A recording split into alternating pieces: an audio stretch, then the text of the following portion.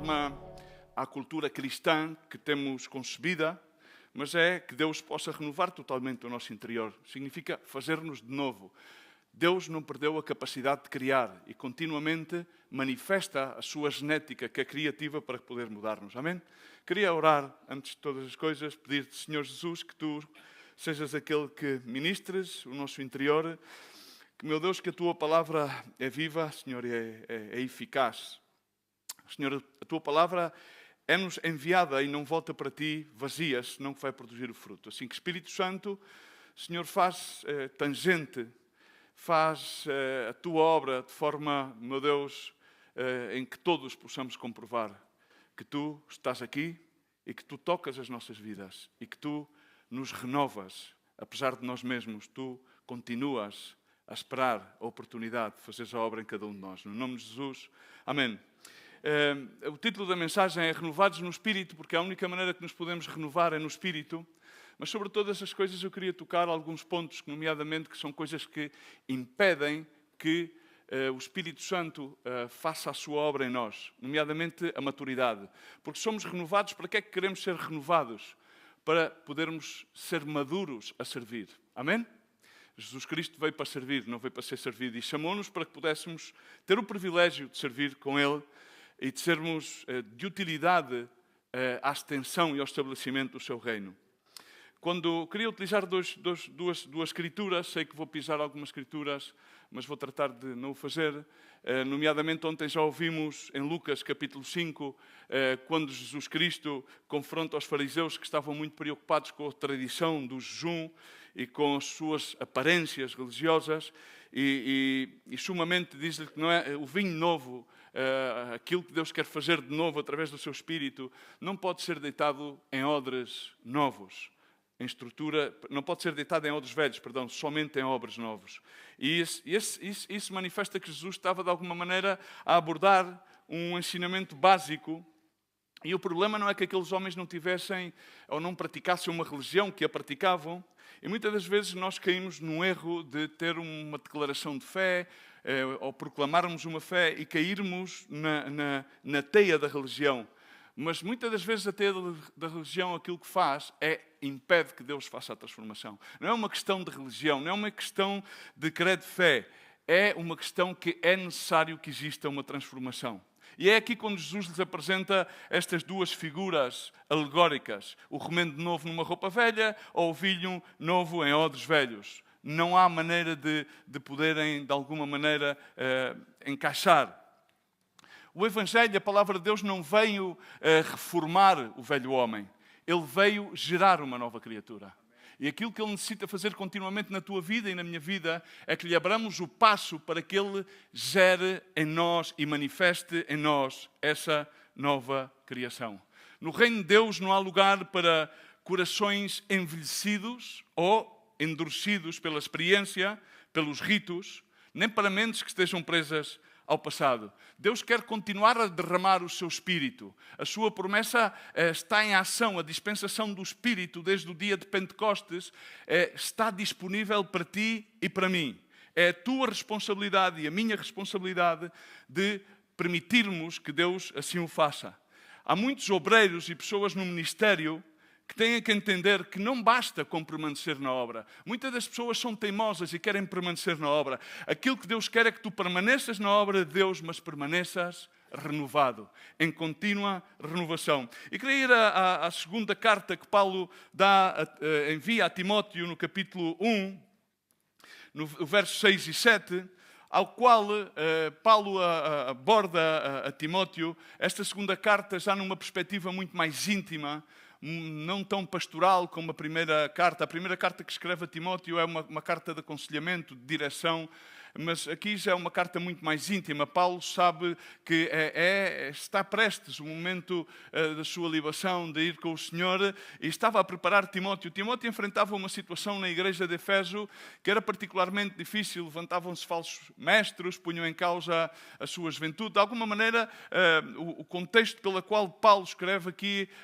a Timóteo manifesta que Paulo discerne que em Timóteo havia já uma tendência a amedrontar-se com as circunstâncias circunstâncias e de alguma maneira permitir que as circunstâncias fossem apagando o fogo, o ardor do serviço ao Senhor. Por isso ele começa por dizer no verso 6, falando sobre a fé não fingida que nele havia, diz: ao recordar a fé não fingida que em ti há, a qual habitou primeiro na tua avó Loide e na tua mãe Eunice, e diz: estou certo, diz comigo, estou certo que também habita em ti. A pergunta que te faço e que me faço a mim mesmo: estamos certos que essa fé que Deus nos deu, colocou em nós, habita em nós? Pensa, por cujo motivo te lembro que despertes o dom de Deus, diz comigo, que existe em ti. E esse dom de Deus é uma dádiva que nos vem pela transmissão, pela imposição de mãos, como aconteceu no caso de Timóteo, que o recebe pela conduta, pelo viaduto do Espírito através de Paulo. Diz comigo, porque Deus não nos deu um espírito de temor, mas fortaleza, amor e moderação. Amém? Timóteo vivenciava uma situação, de acordo à sua juventude, de alguma maneira, que colocava em uma situação tensa, ministerialmente. Existiam também muitos cristãos que já sofriam alguma perseguição. Havia, de alguma forma, oposição ao Evangelho. E notava-se que Timóteo já manifestava, provavelmente, um tipo de insegurança pessoal. Todos nós temos algum tipo de insegurança no nosso dia-a-dia, na nossa vida, nos nossos afazeres. E então Paulo começa por relembrar-lhe 3 verdades fundamentais. Para ti e para mim, para Timóteo. Ele fala-lhe acerca da herança da fé. E diz que a fé, refutando-se à sua avó e à sua mãe, não era uma fé fingida. E a fé que tem que haver em ti e em mim não é uma fé aparente, não é uma fé, como uma ferramenta utilitária, senão que tem que ser uma fé genuína, que nos é dada como legado por meio dos seus servos, nos é dada como legado por meio da obra de Jesus Cristo na cruz do Calvário. E depois recorda-lhe, e recorda-te a ti e a mim, que em nós, porque desperta o dom que há, diz comigo, que há em ti. Diz à pessoa que está ao teu lado, há um dom em ti. Quando nós dizemos que há um dom em ti, ou reconhecemos que há um dom em mim, não nos podemos ensenhorear desse dom. Porque esse dom é nada mais, nada menos que uma dádiva. Tem uma fonte. E essa fonte é Jesus Cristo, essa fonte é o poder do Espírito Santo. Havia um dom espiritual. Muitas das vezes os dons adormecem-se. Não deixes que o dom de Deus em ti se adormeça. Por isso há uma necessidade contínua de estarmos despertos. O avivamento que muitos cristãos esperam como uma circunstância pontual, como talvez um congresso, algo que é intenso, em que há muitas luzes, há uma dedicação no louvor, está bem. Mas o avivamento não começa aqui. O avivamento começa dentro de ti e dentro de mim. Por isso, tu e eu temos a responsabilidade de despertar aquilo que Deus já colocou em ti. E se Deus ainda não o colocou, é tempo oportuno, é tempo que Ele pode o colocar. Se tu simplesmente lhe abres de par em par a tua vida e o teu coração, Ele quer habitar no teu interior. E diz que Deus aqui dá-nos uma promessa, quando Paulo fala acerca do poder de Deus, o poder do Espírito. 3 elementos ele fala sobre a fortaleza, amor e moderação. Não temos um espírito de covardia, um espírito de fortaleza significa que temos uma força que não é uma força anímica, é uma força espiritual, não é uma força circunstancial, é uma força que existe, que nos foi dada por Deus. Isso faz-nos ser valentes, faz-nos ser ousados, não por nós mesmos, mas no poder de Deus. Isso faz-nos ter a coragem para enfrentar o dia a dia, não pelas nossas valências ou pelas nossas experiências, mas por aquilo que Deus faz em ti e em mim. Não porque sejamos capazes, mas sim porque nos dispomos a que a capacidade de Deus se possa manifestar em ti e em mim. Já dizia o profeta, não é por força nem poder, mas sim pelo meu Espírito. É o Espírito de Deus que há e está disponível para ti. Fala sobre um espírito de amor. O amor é como que o fiel da balança, é aquilo que de alguma maneira traz equilíbrio às nossas vidas. Quando não há amor, talvez o poder possa se tornar arrogante. Muitas vezes vemos situações em que há pessoas e autoridades e em diversas circunstâncias que não está alinhado o amor com o sinónimo do poder. Porque o amor não não se jacta, não tem qualquer tipo de proeminência, de força e de arrogância. Pode ser que sem amor, aquilo que conhecemos se torne frio, porque podemos conhecer de letra, mas não a letra mata, mas o Espírito vivifica. Pode ser que, ao não ter amor, ou à chama do amor se ir apagando com as cinzas, aquilo que é o privilégio de poder estar no ministério de Deus se torne um peso. E a palavra de Deus ensina-nos que os seus mandamentos não nos são gravosos. A oportunidade de servir a Deus é uma graça, não é um peso. E fala sobre o espírito da moderação, em algumas versões bíblicas é apresentado como domínio próprio. E esse é o equilíbrio. O equilíbrio requer que exista em nós uma disposição para a disciplina. Muitas das vezes as pessoas entendem a disciplina como algo que é um castigo. Não, a disciplina é um exercício. As pessoas imaturas tendem a não ter disciplina e a não exercitar os seus sentidos, já como dizia o autor da Epístola dos Hebreus. Deus não produz descontrole emocional. Deus não produz desespero. Em Deus não há espaço para a confusão. Muitas vezes confundimos-nos. O Espírito Santo quer conduzir-nos a que vivamos equilibrados. É Ele que produz o equilíbrio em ti e em mim. O Espírito Santo quer nos trazer o discernimento através da manifestação do seu poder às nossas vidas, através quando nos traz a palavra, quando em várias circunstâncias, se queremos ser sábios, não possamos ser sábios em nossa própria opinião. Ao longo do tempo vamos tornando-nos, de alguma maneira, sábios em nossa própria opinião, e isso aplasta o fogo do poder de Deus. É Ele que nos traz a sabedoria, é Ele que nos promove a estabilidade. Quando Paulo adressa a Timóteo, ele não lhe diz, recebe um novo dom. Ele diz, desperta o dom. Diz à pessoa que está ao teu lado, desperta o dom. Ou melhor, desperta porque te iluminará Cristo.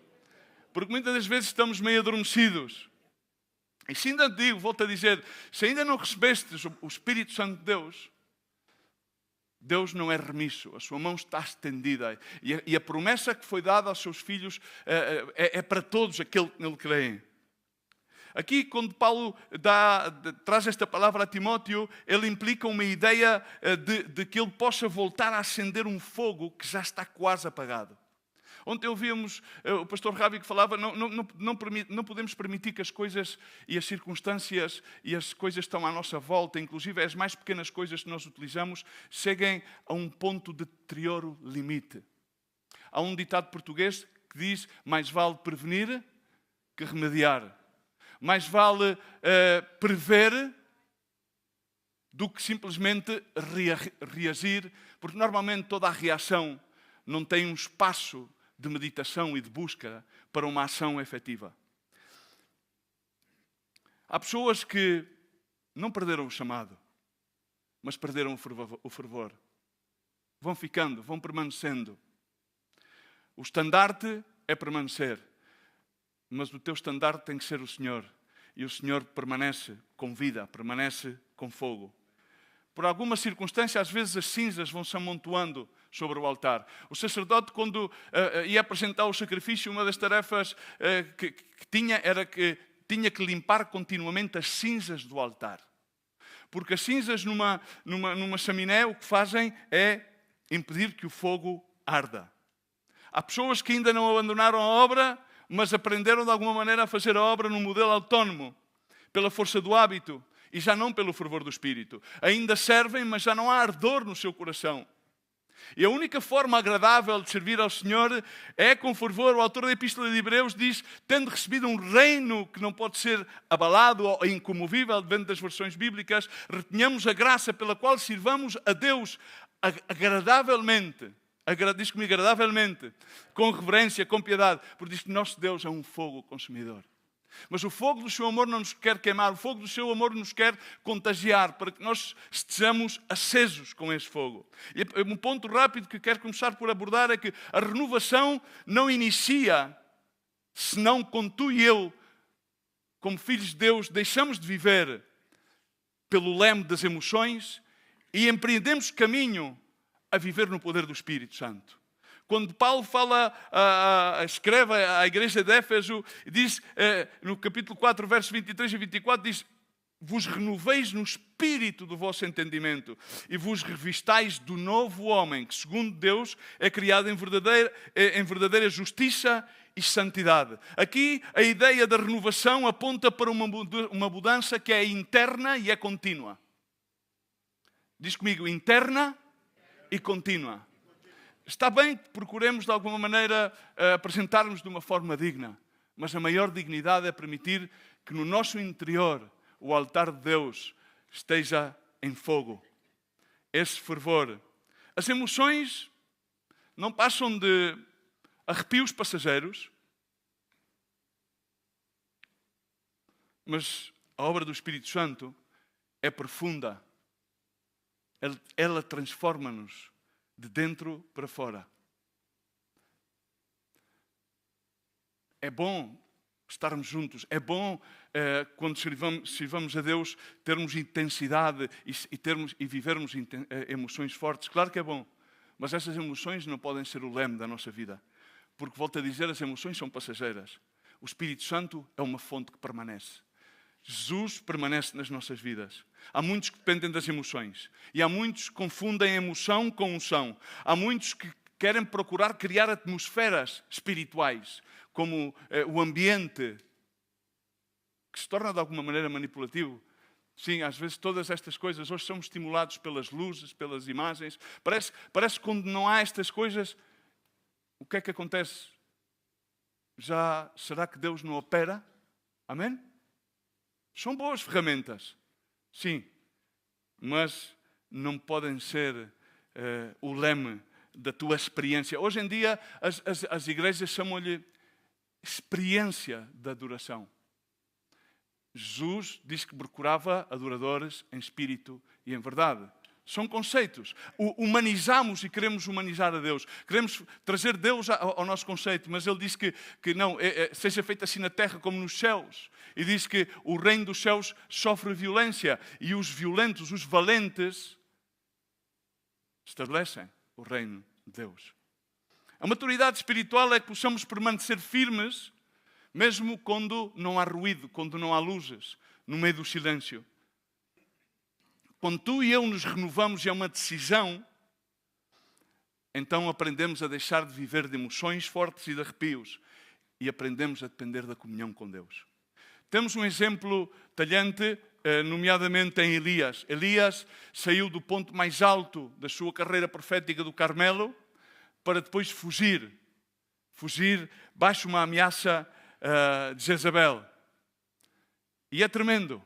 Deus não o corrige, Deus não faz mais que alimentá-lo, deixá-lo dormir, e na caverna, então, com um sussurro, volta a chamá-lo para que ele empreenda esse caminho. Aquilo que o Senhor quer dizer é que tu e eu não podemos viver de manifestações externas. Temos que aprender a viver com Deus na intimidade, na comunhão. Amém? Há muitos que estão sempre a depender dos aplausos, não têm capacidade para enfrentar certas determinadas situações porque o ambiente está pesado, e é nessas circunstâncias é que nós vemos a vida do renovo de Deus em nós. A renovação exige que nós mesmos decidamos em nós: eu quero abandonar a superficialidade e a infantilidade. Volto a dizer, vivemos em tempos em que tudo aquilo que se manobra é tudo muito emotivo, as luzes, as frases cada vez estão mais feitas e condensadas como uma espécie de marketing. É necessário que tu e eu decidamos abandonar o sentido da superficialidade e da infantilidade. Paulo dizia, quando era menino, falava como menino, sentia como menino, mas agora que cheguei a ser homem, desisti das coisas de menino. 3 marcas, Paulo aqui aponta. Falava como menino, e muitos falam como meninos. O discurso é infantil. Muitos têm sentimentos de menino. Não amadurecem. Não exercitam os sentidos. Vendo muitos de vós a ser mestres, ainda é necessário que vos volte a dar os primeiros rudimentos do Evangelho. Já deverias madurar. Já deverias pôr à parte tudo aquilo que é superficial. Aconteceu com Pedro. Pedro tinha esse temperamento sanguíneo, colérico. Senhor, eu e tal, e aqui. Não, a cruz, não, eu dou a minha vida para mim. Mas também recordemos que Pedro foi aquele que teve a revelação quando Jesus Cristo pergunta aos seus discípulos, quem diz aos homens que eu sou, diz, tu és o Cristo, o Filho de Deus vivo. Amém? Mas de um ponto a outro começou a querer contradizer, não, tu à morte não vais. E depois Jesus anuncia-lhe a sua negação quando ele nega a Cristo. Imagina-te, a mesma pessoa. Não podemos viver numa montanha russa. Temos que viver. A renovação leva-nos a viver no poder do Espírito. Leva-nos a abandonar o homem natural e a vivermos como homens espirituais. Ainda que exteriormente possamos desgastar-nos, no interior o Senhor faz a sua obra. E vemos em João 21, uma vez mais, ante as brasas. Jesus não lhe pergunta, bom Pedro, estás emocionado? Estás emocionado de me ver? Jesus não me pergunta, então Pedro, agora o que é que me vais prometer? Ou Pedro, como é que me vais emocionar? Jesus perguntou-lhe, me amas? Jesus pergunta-te, amas-me? Pois se lhe ama, deixa a superficialidade, deixa a imaturidade e permite que Ele faça a obra em ti para que tu possas ser uma conduta para apacentar, alimentar as suas ovelhas. As pessoas infantis, e é bom, ou seja, a infantilidade é sempre boa até um certo determinado aspecto, até um certo determinado ponto. São pessoas que dependem muito da aprovação. Hoje em dia as redes sociais é o que fazem. As pessoas ficam, se não têm gostos ou se não têm reconhecimento, ficam como cabisbaixas. E os infantis ficam frios quando não são chamados à frente. Ficam frios, às vezes também, ou feridos, porque eles pensam que deviam ser eles chamados ou usados e ficam feridos quando são outros usados no lugar dele. Fazem birra quando os corrigem. Confundem confronto com rejeição. Quando são confrontados, sim. Caem numa das piores manifestações da soberbia e da altivez, que é a autocomplacência. A autocomplacência manifesta um elevado grau de orgulho e de soberbia. Aqueles que estão maduros pensam de maneira diferente. O Espírito Santo renova-se dentro do seu interior. E diz, independentemente de eu não ter sido chamado, eu sirvo porque amo a Cristo. Eu continuo, não porque me reconheço, mas sim não porque me reconhecem, mas porque reconheço o amor de Deus para comigo. Eu aceito a correção, porque sei que Deus quer levar-me a ser à sua imagem, quer me levar até à sua imagem completa, até à sua estatura. Eu não preciso de aparecer. Não me interessa se apareço no cartaz.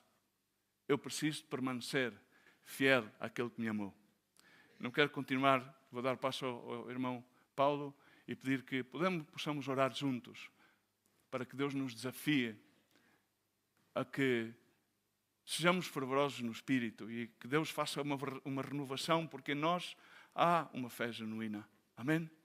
Já não precisamos ser meninos, mas sim homens e mulheres que somos conduzidos pela obra que é feita no nosso interior por meio do Espírito Santo de Deus, que foi selada pela cruz do Calvário.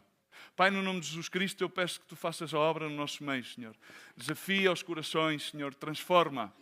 Senhor, não há qualquer hipótese de sermos renovados se não é a obra do Teu Espírito Santo em nós. Senhor, aqueles que ainda não o receberam, Senhor, a Ti te apraz que possam ser tocados, possam ser salvos, libertos e transformados pelo Teu poder. Pai, no nome de Jesus Cristo, levanta, Senhor, uma igreja madura, homens e mulheres que deixam para trás e tomam a decisão de querer crescer até a Tua estatura e que juntos possamos manifestar a Tua glória. No nome de Jesus te peço, amém.